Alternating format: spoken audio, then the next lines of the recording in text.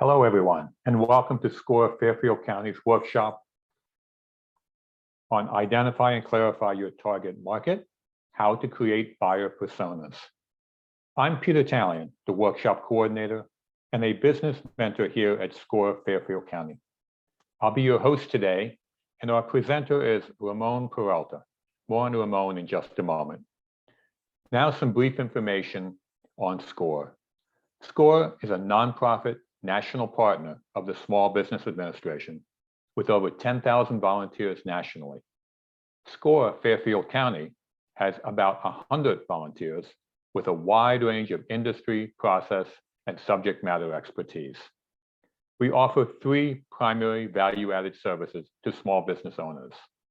Number one, one-on-one counseling, face-to-face, video, and telephone, which can be accessed easily via Request Mentor link on our website or via the link on the screen. Number two, educational workshops and webinars, over 100. And number three, extensive resources on our website, including a network of subject matter experts at your disposal. Coming up, our next SCORE webinar is next Tuesday, May 9th at noon. The topic is Enhancing Your Credit Score, with Stephen Robert presenting. Look for the specifics of all upcoming workshops and webinars on fairfieldcounty.score.org. We also have a large number of recorded webinars on our website that cover a wide range of business topics.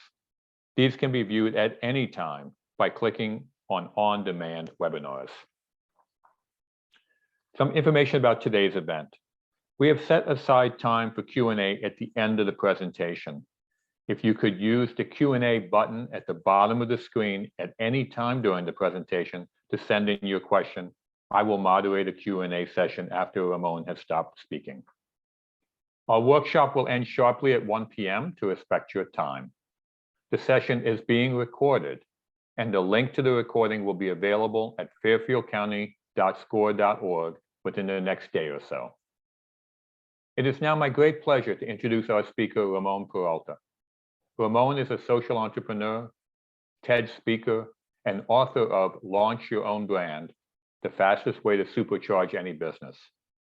He is also the founder and creative director at Peralta Design, an award-winning, mission-driven digital marketing agency headquartered in Shelton, Connecticut. I'll now turn it over to Ramon. Ramon, it's all yours. Thank you, Peter. All right, so everyone that's here, welcome to Brand University, Launch Your Brand. And this week's presentation is going to be focused on creating a brand persona for your business. And I hope that we have some alumni here that have been a part of this great partnership that Peralta Design and SCORE have had for many, many years. A little bit about me and my background to give you a sense of how I can empathize with you. And I am assuming many of you that are active with SCORE are aspiring business owners or small business owners already that want to kind of take your business to the next level. I'm what you would call a reluctant entrepreneur in the sense that I always had my business on the side, and I always kind of maintained a full-time job and that safety net of a full-time job. And most famously was a part of the team behind Priceline back in 1998. I subsequently worked at Walker Digital for about 10 years, getting an incredible education, working alongside Jay Walker in launching hundreds of other brands. As you can see, Priceline was just one patent out of 400 patents that we owned at Walker Digital. And I continued to try to catch lightning in a bottle for many, many years up until the great economic recession of 2008 found me laid off with a 6-month severance package. And that's what I used to start Peralta Design. And our goal at Peralta Design is to help others launch their businesses. And this is why this partnership with SCORE has so much synergy. And I'm very, very excited to kind of take you guys through creating a buyer persona and why that's important and why that's a big part of launching your brand and growing your business. So today I lead an amazing team of talented professionals. We have about 3,000 square feet of office space, and I started this business 15 years ago in my basement with a severance package. And today we're helping clients in over 35 states launch their brands and grow their businesses. And so I hope that today, through this workshop, my way of giving back to the community can help you and offer you some tools and tips and tricks and some insights into growing your business and scaling your business.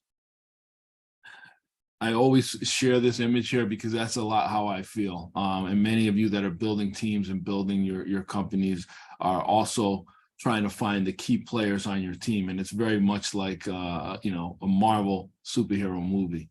So as we begin this journey, I want you to think of your business as a rocket, right? I use this metaphor a lot. You'll hear it, us talk about launching, preparing for takeoff, and think of your business as a spaceship with the branding being at the top of the ship. It's what people see. This is your brand story. This is your messaging. This is also where your brand persona lives. The hull of the ship, or the body, if you will, is the website and your digital footprint and everything someone might be able to find were they to Google you. And then, of course, in the engine, we have the digital marketing. That's what's going to propel your business into the stratosphere, raising brand awareness through social media, email marketing, Google ads, video ads, and search engine optimization and search engine marketing. And I'm going to be sharing a little bit about those things, although today's primary focus is going to be on brand persona. Brand iceberg is a kind of a precursor to any presentation, because a lot of people feel that their branding is just their logo. If they have a logo, they feel like they can check that box. But there's so much more below the surface. And you'll see here that your logo is just a small part, the tip of the iceberg, if you will, because you have your brand story and your brand strategy, your vision statement, your processes, the culture at your company. And I'll share a little bit about how we created an amazing promotional video that really highlighted the culture of our company and how great it is to work here. And what it did was it attracted people that want to work here. And so I had to create a new video that was more direct and really identified who our target audience is, who our buyer persona is, and what our call to action is, or why people would hire us. And that's our newest video. But sometimes you kind of get that feedback from the content that you're putting out, and who is it attracting? Who is it speaking to? So I've highlighted here the target audience, because that's another word for buyer persona. And I know that you guys have signed up to kind of learn specifically about that. It's super important that identifying your target clients is like the number 2 thing that you should do, aside from like figuring out how you're going to make money. Because it drives all of your messaging, it drives all of your content. And the more specific it is, the better you're going to stand out, the more successful you'll be in reaching that target audience, the happier you'll be, because you'll be attracting the type of client that you really want to have. So let's go into who is that target audience and how do you figure that out. And here's a great quote as to why this is so important. It's because when we try to be everything for everybody, we run the risk of being nothing for nobody. We end up watering down our business proposition and our brand promise because we're trying to be as broad as possible. And so what basically happens is you disappear, you become invisible. You're really not highlighting the things that are different about your business. You're really not sharing any case studies or success stories about the type of clients that you've helped in your business. That's actually what's going to help determine what makes your business different and what's going to attract more of that target demographic. So here are the things we're going to cover. Number 1, creating that buyer persona. Number 2, understanding how the buyer persona improves marketing and sales efforts. And also something that I don't think many of us think of enough is identifying what a negative buyer persona is. I think we've all had that horror client, whether it was the result of their expectations not aligning with our deliverables, or maybe some red flags that we ignored. But it's very important to also identify who's somebody that you don't want to attract with your messaging, so that you can make sure that your messaging is not really speaking to them, because it still might be, even though you don't want to attract them. Let's go with creating that buyer persona. So we define it by saying that it's a description of each of your target customer based on customer and consumer research. So ask your clients. So each persona will describe a different fictional buyer. So yes, you can have more than one buyer persona. For example, we're B2B. Our buyer persona is a business owner, but we may have different tiers of business owner. We may have a tier one, $10 million business and up, or $100 million business and up, all the way down to a startup client that may not be able to afford a big ticket engagement with us, but maybe they're a good customer for our online workshops, for example. So it's not one size fits all, but it's very important that you go through this exercise to identify. And if you're just beginning, you may want to start out with just one buyer persona, because it'll simplify everything for you and it'll let you see what's working. Initially, when we first started, our tagline used to be the startup specialist. And I really leveraged the story of Priceline in all my marketing. And I wanted to go after other tech startups to say, hey, I just came from a tech startup. I'm built for tech startups. But as the company has evolved over the years, we're doing work for nonprofits, we're doing work for schools, we're doing work for existing businesses that may be launching new products or services, but wouldn't necessarily fall under that startup persona. So think of what the demographics are, right? Get very specific there. What are their pain points? Again, I'm going to use us as an example. So if pain points for an agency is going to be response time, because most agencies are outsourcing, or they're using talent overseas, or they're using freelancers.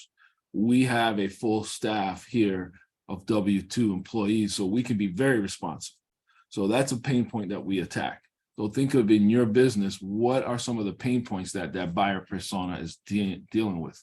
What are some buying behaviors? Do they prefer going hourly? Do they prefer going on a retainer? All of this will help you see your target market as real people rather than as abstract characteristics. Try to think of other aspects of that buyer persona as well. Where do they live? Do you want more of them? Do you want to reach a brand new audience?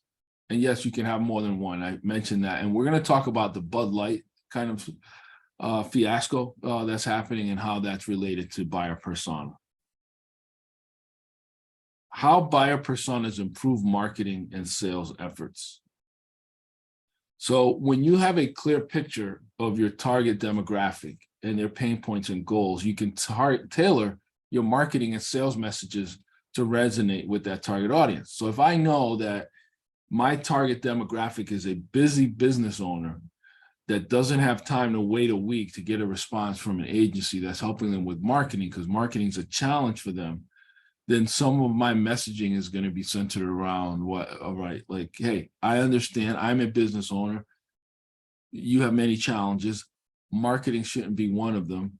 We'll get back to you within 24 hours, or we'll get back to you. A real person will get back to you. You can fill in a form, but a person will contact you. Those kind of messages are going to resonate because I understand that target audience. Once you've identified that detailed buyer, it can create more targeted marketing and advertising campaigns. You can play around with headlines on Google Ads. You can play around with a concept for a billboard, or a concept for a 30-second spot, or even just something that you're going to copy that you're going to use when somebody lands on your website. Because now you're starting to understand their preferences and their needs.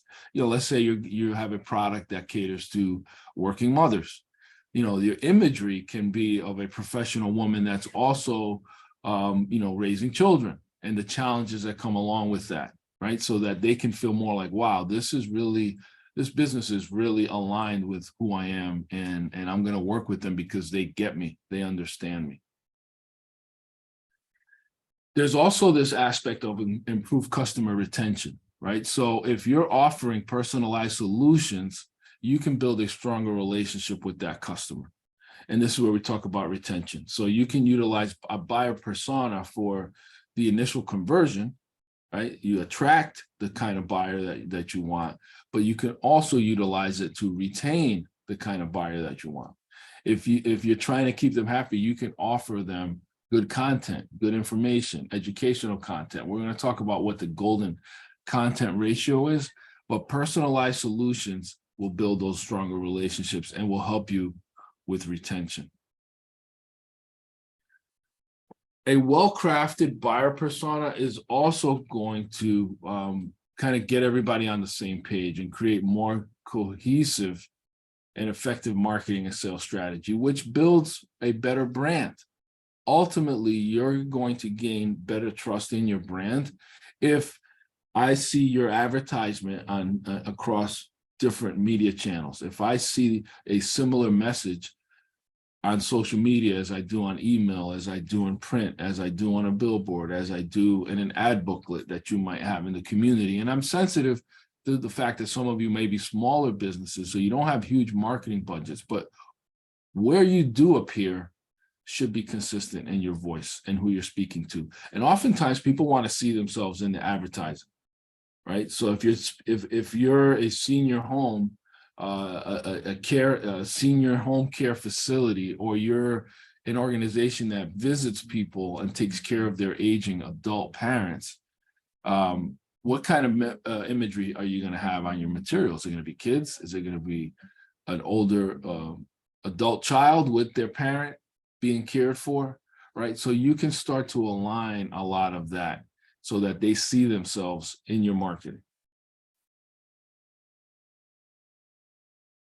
The importance of identifying negative buyer personas, right? This is key. So identifying your not so ideal client. I don't know how many of you do this, but if you've ever had a bad customer experience or a bad, somebody was like, look, this isn't working out, or you've had to even fire a client, and we can talk more about that maybe afterwards about what that process is like.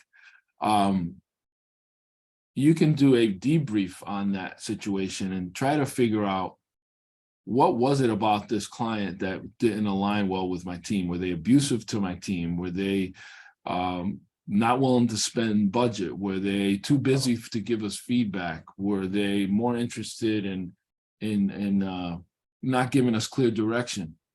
Do we feel like we did everything they could and they weren't ever going to be satisfied? It's important to kind of identify how did we get that client? Where do they come from? What was the referral source? What elements do they all have in common? And what were some of the red flags that we ignored? I'm guilty of it too, of seeing some red flags and then saying, we want to get more sales. We want to stay busy. This has potential to lead me to something else. And so you overlook some red flags, and then you realize, this isn't an ideal client for us. What in your marketing or what in your network attracted that client to you? Why did that client think that you would be a good fit for them when you knew they weren't? So kind of identifying what's a not so ideal client is important. Here's some of the benefits of doing this. You'll avoid wasting resources because you're going to waste a ton of time. If you've ever had to fire a client, you also at times end up eating some of the cost. So you think it's going to be a win for you because you're going to do this person a favor.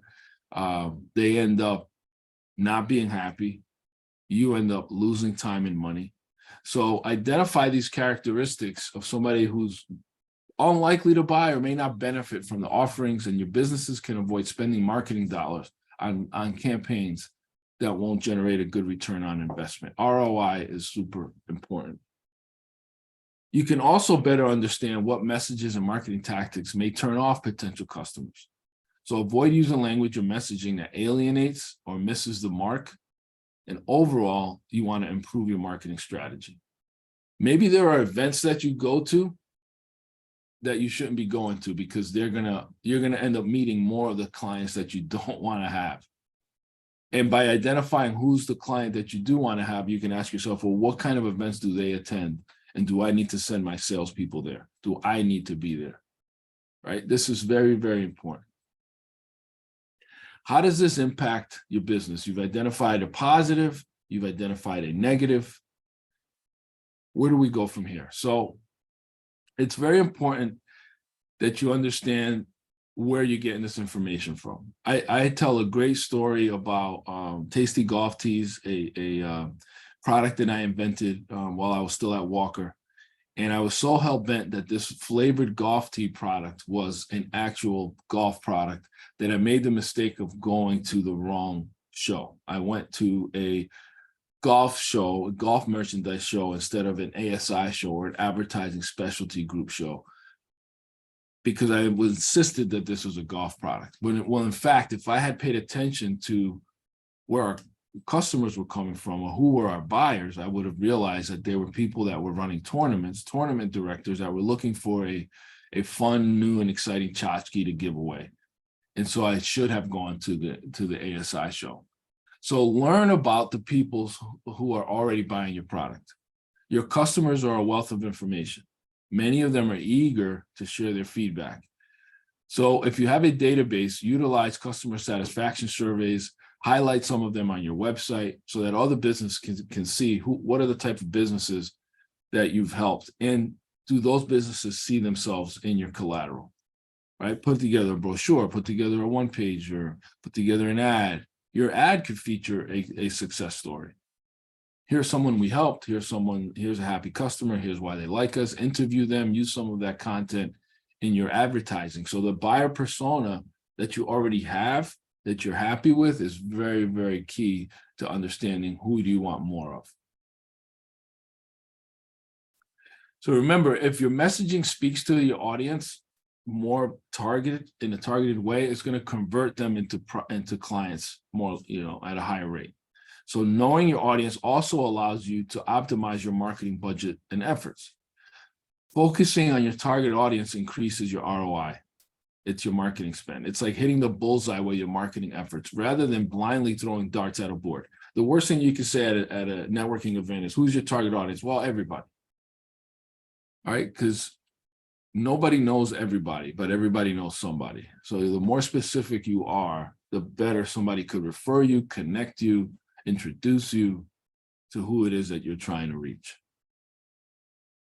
So let's talk a little bit about Bud Light. And I know that this is a controversial topic. It's people don't really want to address it, but I'd be at a disservice for you if I didn't mention this, because we're specifically talking about understanding who your target audience is, or maybe even for some of you expanding outside of your target audience and trying to reach a different audience. So this is a quote by Alyssa Heinerscheid, VP of Marketing for Anheuser-Busch. She said, "Our brand is in decline. It's been in decline for a very long time. And if we do not attract young drinkers to come and drink this brand, there will be no future for Bud Light."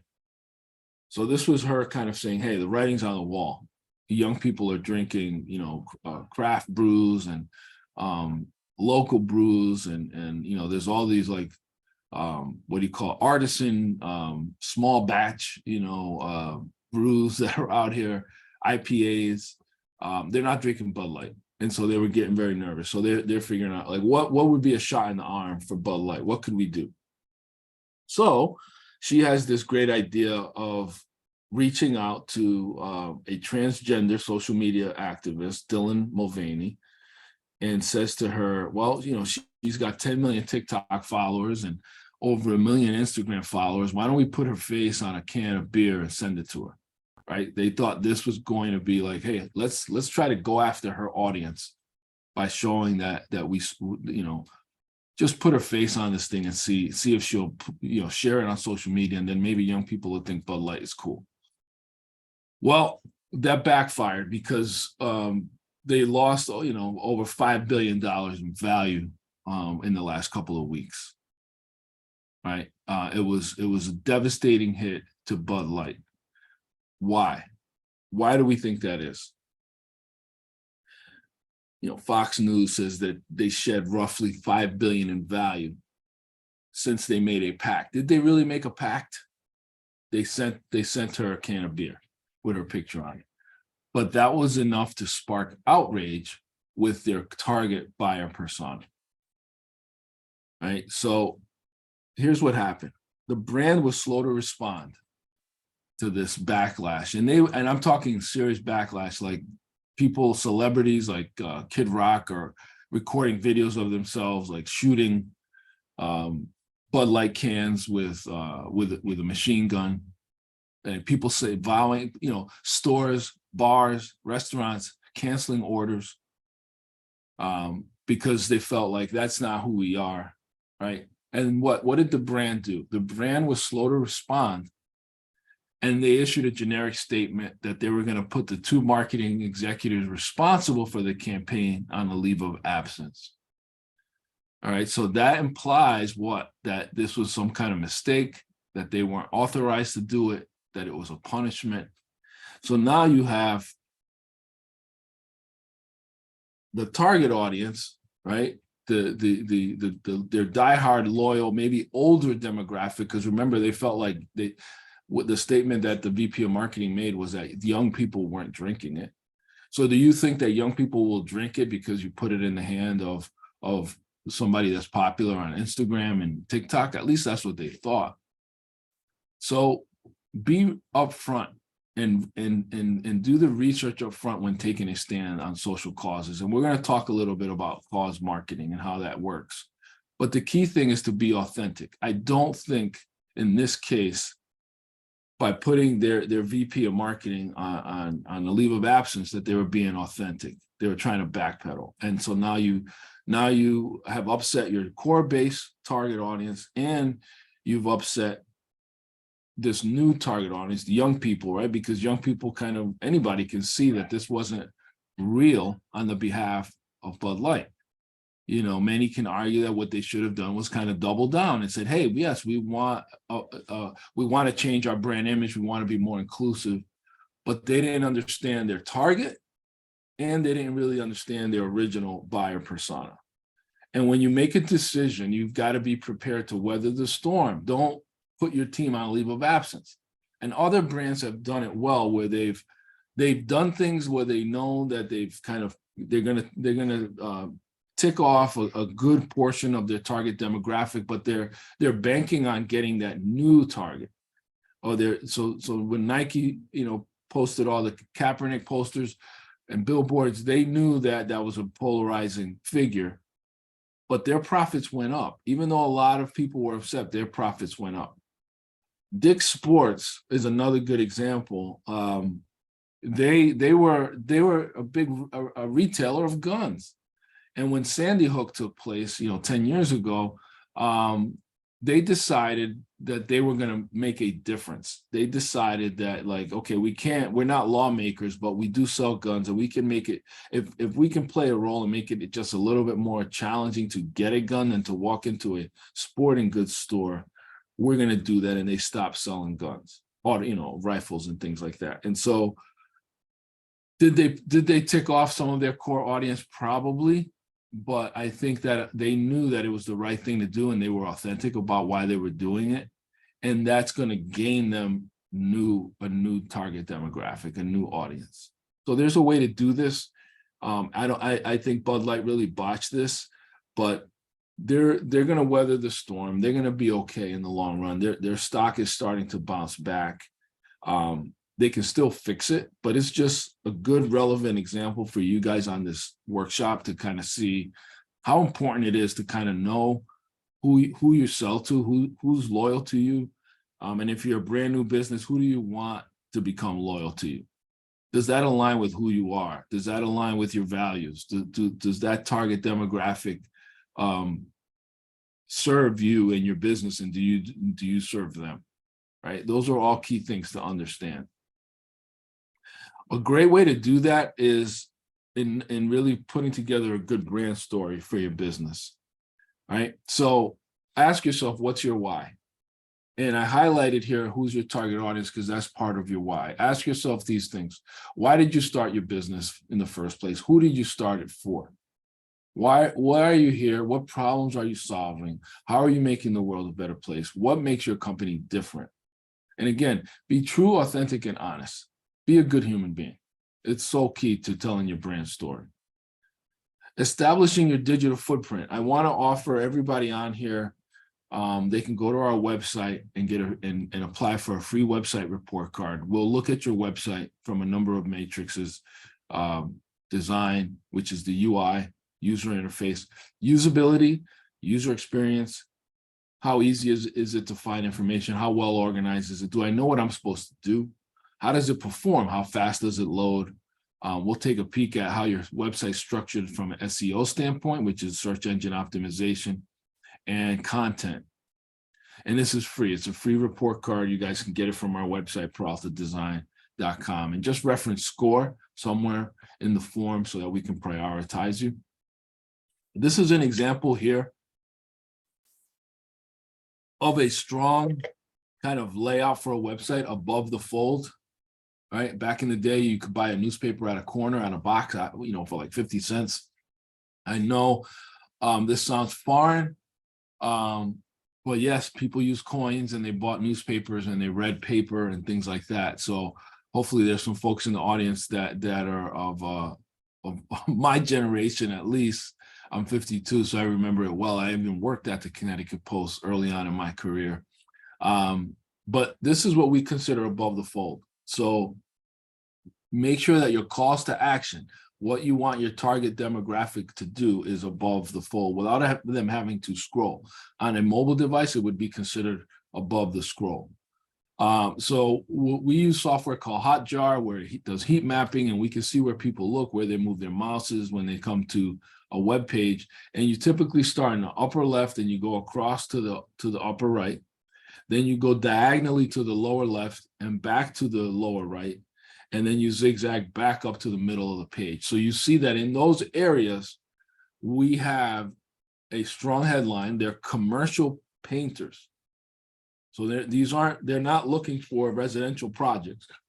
Commercial painters, they've been around for a while, and they want you to call them. They're not asking you to email them. They want you to call them. They've invested in humans to staff phones. They want you to call them. So there's call us now. And then right above the fold, right in that prime real estate area, they want you to know more about who they are and how you can learn more. So you've identified your brand persona, you've got your brand story, you've established your digital footprint. I want to spend a few slides, maybe another 10 minutes before we open up the Q&A, on some basic marketing strategy. So this is what's called the marketing funnel. It's a tried and true illustration that's been around for many, many years. It works for print, it works for digital, and we're going to speak to it from a perspective of digital. But you want to start with awareness. That's the opening part. The widest part of this funnel is letting people know who you are, what you do, who you do it for. And that's where you're going to do your advertising, your video ads, your Google ads, social media ads. And as people move down the funnel, they move into the next phase, which is called consideration. And then in the consideration phase is when somebody has seen a billboard or seen an ad or seen your website on social media and has visited your website, because now they're considering you. Maybe they're searching for landscape professional and your Google ad pops up and they click it, right? They're considering you. When they go back to social media, that's your opportunity now to do some remarketing, which is if I've clicked an ad for general landscaping, commercial and residential, but when I visit the website, I specifically go to residential and I specifically go to, patio block building or patio construction. When I go back on social media, I'm not going to get your general ad anymore. I'm going to get one for patio construction because I've shown an interest in that. Now that I get fed an ad specifically for patio construction, I am going to click to get a free quote. That's considered conversion because I've done something. I've contacted you. I'm asking you for something. That's conversion. So you see how you can move somebody down that funnel. And then retention is that last piece that we talked about, which is how do you maintain a good rapport and a good, strong relationship with your existing clients. Some examples here for those that are considering doing some social media marketing or are wondering, how do I, what can I do to build my database? How do I get people to give me permission to market to them? And if you look at the upper right, that free PDF, that's what we would call like a lead magnet technique, where you would give away something. Maybe there's something in your business. You're a handyman. Here are the top 5 things you can do to make your home more energy efficient. Maybe you're a dentist. Maybe you're, you're a home health aide. Here are some nutritious recipes for, that improve memory.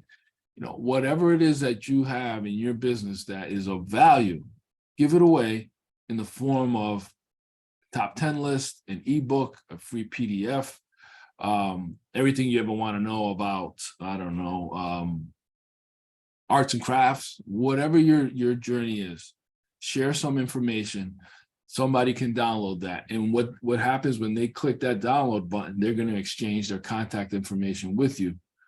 And now you have their contact information in your database, and you can follow up with them with some offers, some more information, some more content to start building a rapport with this target buyer in your services. And they're essentially saying it's okay for you to contact me. Those of you that are doing a lot of this yourselves and don't have the luxury of hiring an agency, you may be wondering, what should I be posting? And unfortunately, what many of you do out there is get this wrong. And what I mean by that is that most of the content that you're sharing, if you're like, oh yeah, I can handle my own social media, or I'm pretty good promoting myself online, whether it's LinkedIn, if you're B2B, or Facebook, or Meta, if you're B2C, you're probably got this out of whack where most of what you're posting is promotional content. And what I want you to do is kind of look at this and follow this and see that 50% of the content should be informational content. Answer questions that are in your industry. Provide solutions that some of your target buyers may be experiencing. Educate your audience and kind of show that you're an expert in your particular field. The other 30% of your content should be entertainment. It comes from understanding this audience, right? What kind of things are fun for them? What kind of things are you doing that are fun? What kind of things can you put on your profile that will engage them that aren't promotional and aren't necessarily informational, but could be entertainment for them. The last bit, 20% should be promotional, right? This is where you have an opportunity to talk about your content, your products, your services. But now the algorithm has gotten you some engagement because people are engaging in the informational and entertainment. If they see a funny video or they see a top 10 list of tips, they're more likely to share that content than you saying to them, hey, contact me for a free quote or a free, 10% off your next order or something like that, unless it's a very compelling offer. Right. So make sure you kind of get this right. 80% should not be promotional. Only 20% should be promotional. Let's talk a little bit about the cause marketing, because remember, one of my favorite quotes, Howard Schultz, if people believe they share values with a company, they will stay loyal to a brand. And more than 80% of millennial consumers expect the brands they support to take a stand on social issues. So it's very important that you do this in a way that aligns with who your target audience is. And if you know that you're trying to reach a younger audience, then you should pick a social cause that matters to them, not just because you want that cause's followers, but because you sincerely believe in saving the planet or affecting climate change or fighting racism or whatever it might be that matters to you. Ben & Jerry's is an unapologetically anti-racist company. They know that they're not everyone's cup of tea, but they're unapologetic about it. They put this billboard up in Tampa during the Super Bowl, in Florida, right? And you know that this is a very polarizing issue, but they stood up for this. This was during like the George Floyd, situation in our country, where a lot of people became more innately aware of inequities when it comes to social justice. And so these guys, unapologetic about it, took a stand, and they're not laying anybody off or putting anybody on a leave of absence. Their profits actually go up, and they know they're going to lose some folks. Patagonia is another great example. They're unapologetic with their stance on climate change, and some people don't believe it's real. There are people that think the earth is flat, right? There are people that have opposing viewpoints, but Patagonia is like, the people that buy our clothing, our buyer persona, are people that are outdoors people that are going on hikes, people that believe in saving the planet. So they're in alignment with this messaging. And whenever they do these kind of things that seem very, out of the box or crazy, because you're like, somebody's going to get offended by this, their profits continue to go up. So take a stand unapologetically. It's very key that you know your target persona. I just wanted to share a few books here. We've already discussed mine that I recommend. Of course, The Go Giver is another one that I think will help you with your content. Go Giver is about giving away your expertise. It's a powerful business idea of giving away to position yourself as a subject matter expert and the dividends that come back tenfold. And then Good to Great is also an amazing book that I highly recommend. It's a classic, but it's as you're growing your company and you begin to realize you've got to fire yourself from some of the things that you're not good at, you'll start staffing up. And as you staff up, you'll realize, okay, I've hired this person. They're great, but they're on the bus, but they may not be in the right seat. So that's really where you make that shift from good to great, is making sure that you've got the right people, but further than that, you've got them in the right roles or in the right seats. Connecticut Small Business Boost Fund, if you're looking for funding, we're a partner. Just highly recommended. They're low interest loans, and you can find information at ConnecticutSmallBusinessBoostFund.org.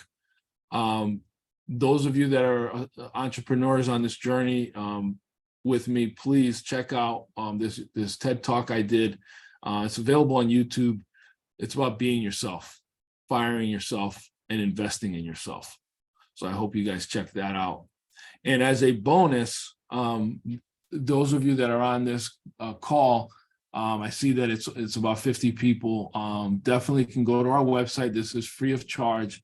There are some activities there that you can download and work on that'll help you identify your brand story, and help you identify like what makes a good website, identify some of your marketing goals, and it aligns with a lot of what we discussed here.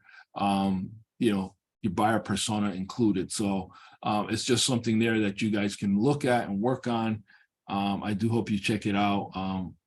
If you missed this, I can put this in the chat afterwards, but there will be a recording of this that SCORE will make available to you so you guys can get all these slides and look at them later.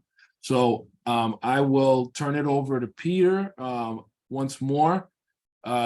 Peter, you let me know when you want me to stop sharing, and then we can go over some of the Q&A that people may have. So thank you very, very much, Ramon. There's a lot of content that you delivered. Let's build the Q&A queue. I have one question, a couple of questions already. Okay. Please send in your questions. Why don't we just go back one chart, and why don't you leave up your QR code for our viewers, and you can take a look at the next steps. So the first question that I'd like to have you address, you gave us a tremendous amount of content, a lot of different things that entrepreneurs can focus on, that they need to focus on. For those entrepreneurs that are just starting out, people who are just founding their businesses, can you go through what the first 3 steps are that somebody starting a business or in business for a few months should be the takeaway of your presentation and your approach? Yes, absolutely. First of all, having a domain name is very important, like having a website. I see too many entrepreneurs start out with trying to run their business off of the social media page or trying to, having an Instagram page and thinking that's enough. You need a destination. You need a website. So whether that's one page when you're starting out, that's okay, but buy a domain name, establish a website presence. On that website, have some sort of data capture mechanism, whether it's subscribing them to a newsletter or saying that you're going to provide updates on your business. Somehow you need a contact form where you can capture, even if it's like get a 15-minute free consultation with me, you need some mechanism there. The call to action in its most kind of basic state would be capture some data. You're going to be able to capture data through Google Analytics, but when people give you their information voluntarily, they're in essence becoming part of your tribe, part of your community. Secondly is get your brand story straight, right? So the brand story about who you are, what service do you offer, where did you come from before this, what prompted you, like you're taking people on a journey. So when you're first starting out, it's just like, make sure it's relatable. Maybe you've been laid off like I was. Maybe that's part of your story. Maybe you've always had a dream of taking over a business. Maybe you inherited a business and now you're taking it over, and here are the things you're doing that are different.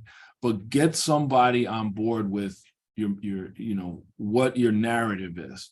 And that's going to not only like be the main kind of content on your website, but you can utilize that content on social media so that you can raise brand awareness to get people to come to your website and do something. And it might be very as simple as contacting you for an appointment, downloading some information that'll be helpful to them.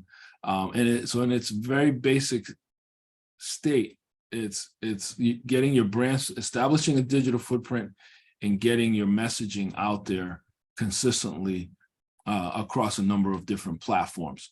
I always, like to tell people, if you're attracting other businesses, if you're in business to help other business, then LinkedIn is a great platform to be on.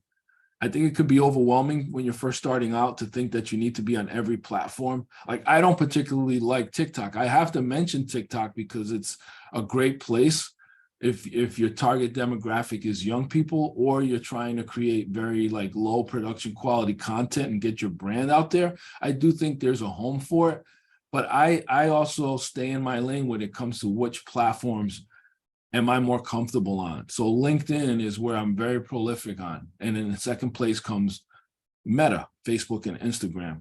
I don't really participate a lot on Twitter. So you don't have to be prolific on everything, but you do want to be where your customers are. And that's why it's so important to kind of understand, who are they? Okay, very, very excellent. Thank you for the 1, 2, 3. The questions have started to come in, so let's start to answer them. First question, I'm a small startup business, just me on the team. Our budget is lean, capitalized, and I'm having a hard time figuring out what I should be prioritized when it comes to marketing and brand. Should I use influencers? Should I hire a brand designer? So basically help on how to get this going. Get this going. Yeah, that's a great question. I don't know what the type of business it is, because that could give you some clues. And I think in the beginning, everybody's on this journey where they're chief cook and bottle washer. There's no question that in the beginning, for strictly for financial purposes, you're doing everything. I would say to you to first ask yourself, what are you working on now in your business that you're not good at and that you don't like doing? It might not be marketing. It might be invoicing. I know for me, I could do the social media aspect of it, but I didn't like the invoicing aspect of it. So like identifying first, what did I hate doing, or what was I not good at? And I knew I was not good at invoicing because I was losing track of payments. I was forgetting to invoice people. People would be I would be putting them on a payment plan, and then they would make a partial payment on that payment plan. And it was just a hot mess. So like I realized that's where I need help in. So what I would advise to you when you're lean is, if it's just you on the team, start by identifying the things that you don't like to do or that you're just not good at, and start building some relationships with local universities, right? That's a great place to get interns. UB, I don't know where you are proximity-wise to like UConn or Fairfield or Sacred Heart, but they all have career centers. They all have students that need internships to graduate. And if you have somebody, if invoicing is not your thing, you can get an intern that can help you with accounting. If marketing is not your thing, you can get a marketing student that needs to fulfill an internship requirement for marketing, and you can get them at a very affordable rate. It's a great way for you to see if this is talent that you want to retain. So everybody that's come on board, when I first started, I still practice some of these principles, is that you do an internship first. That can turn into a part-time job, and then that part-time job can turn into a full-time job. But you don't have to go out and hire an agency and hire everything up front when you're getting started. Influencers, we do have some clients that we pay influencers for. They're very, very expensive. I don't know that for a small business that you'll get the return on investment that requires. But if you have a product, it might be good. If you're selling like a hair, a hair roller, or you're selling I don't know, a type of fashion wear, a belt, some new kind of I don't know, underwear, or something that's like very consumer oriented, something that helps people lose weight. I'm just brainstorming here, but if it's very consumer centric, influencers can help. But it's a very, very expensive proposition because many of them, there's such a thing as micro influencers that can be a little bit affordable. And these are influencers that don't have a whole lot of following. Maybe they only have like 1,000 followers instead of 1 million. You still got to pay them like $400 or $500 a month. You got to send them product. It's a grind. So I would say that, your best bet might be using that budget for Google ads or for boosting ads on Facebook and LinkedIn. And the best way to tell whether something should be boosted is if it gets a lot of engagement with your own friends and family, then there's a higher likelihood that if you expand that geographical area or expand the demographic to go beyond your friends list, that they're going to find interest and value in that post as well. So I know it's a lot, Rebecca, but good luck. And I hope there was something in there that helped you. Very, very good. Thank you. Let's go to another question. In order to create a comprehensive customer profile, what are the main components to defining the customer? Yes, the main components, and there was a slide there.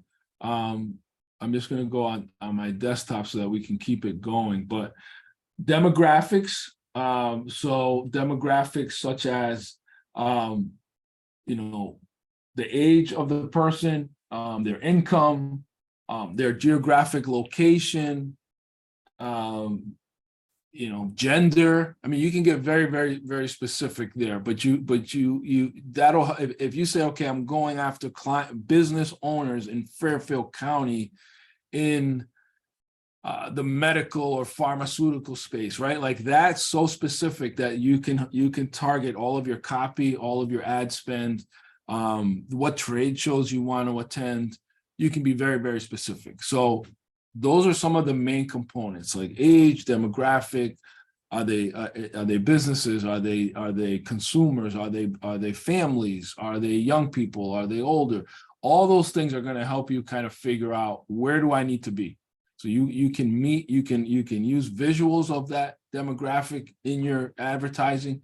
You can use that same bit, if your product is, I don't know, a nonprofit that's going to be helping inner city kids, for example, inner city kids should be all over your marketing collateral, right? The target customer profile needs to see themselves in your marketing, needs to hear themselves in your pitch, right? They need to know that you're going to provide a personalized service to them. So I hope that helps, but those are some of the basics. Some other identifiers could be, what are some of the pain points that customer has? And how does your business address some of those pain points? I like to start with the pain points. And oftentimes we get customers that will tell you, they'll come to you and they'll say, look, the last agency I worked with held our website hostage, never got back to us. We didn't know what we were getting billed for. And so if you're listening and you're paying attention, you're saying to yourself, okay, I need to be responsive. I need to be transparent. And I need to listen. I need to listen to what their goals are and how can I help them get there. Like the customers themselves are going to tell you, but you got to ask them, or at the very least, you've got to listen. So I hope that helps. That's a great question. Okay.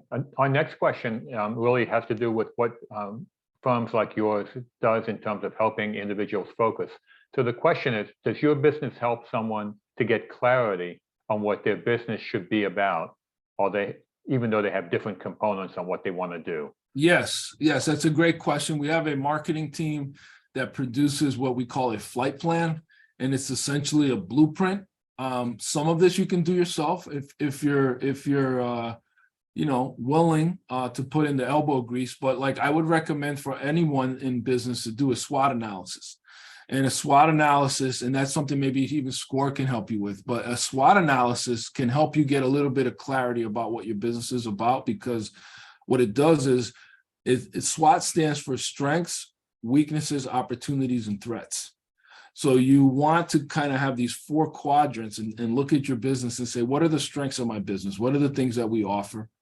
What are the weaknesses in our business? Maybe you don't have a lot of funding. Maybe you don't have a robust website. Maybe you're in an area where your target audience is, not really there. So you have a distance, you have a weakness that other companies can come in and they're in closer proximity to your client.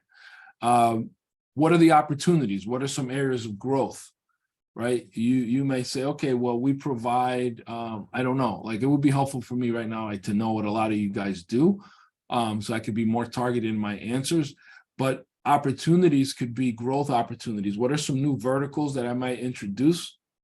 And then your threats are like, what are your competitors doing? I think for all of you on this call, a great thing to do is follow your competitors on social media. Go to your competitors' websites.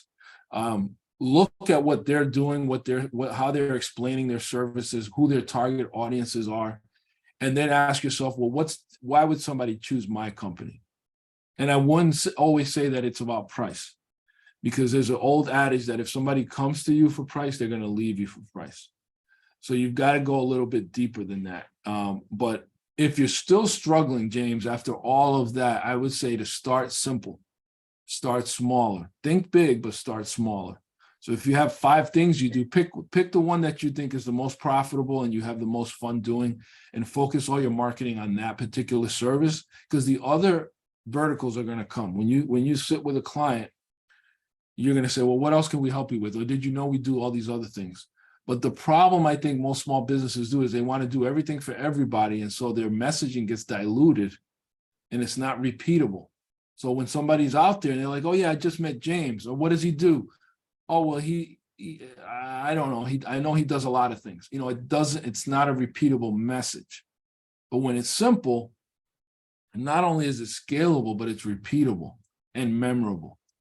So I hope that helps, James, with your question.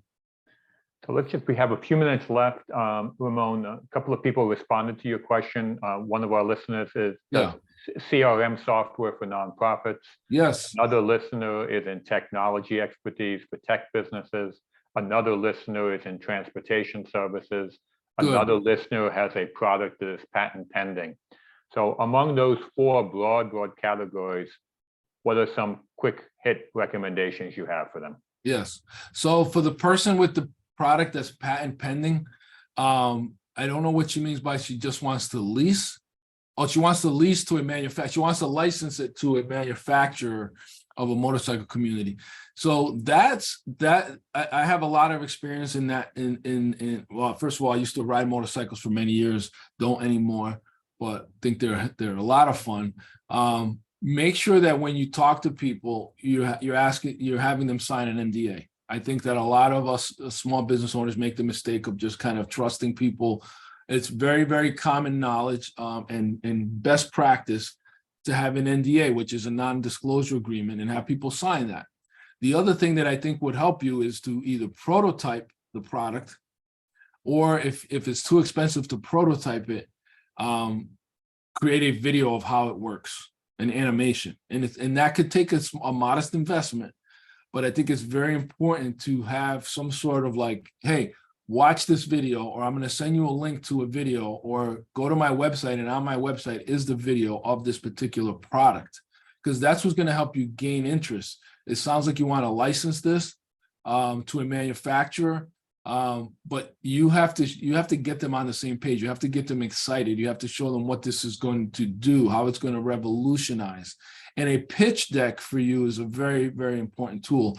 And a pitch deck typically it's like you're teeing up for a home run. You identify the problem, right? You go through all these slides of like why this is needed, and then you hit them with your concept. And then you close out by saying, here's the next steps. Here's how you can use it. Here's how you can get it. Here's what it costs.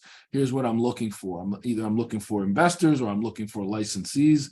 Because if you license it to a manufacturer, it's like for a lot of small businesses, the principles of dating apply, which is where when you don't have a partner, it's like nobody wants to date you. As soon as you have a partner, you're a hot commodity. People want to date you. So sometimes in your situation, it might benefit you to create a special deal so that you can leverage a particular brand or a particular manufacturer. And then you can say, okay, part of this deal is I'm going to let you license this for a modest amount. I'm going to discount it because you're kind of feeding the siphon. You want to then leverage that brand in your marketing and say, look who some of our clients are. Look who we signed up. Look who's using our product. And that oftentimes is like, nobody wants to be the first person to dip their toe in the pool, but once people are in the pool, they're like, oh, that looks like fun.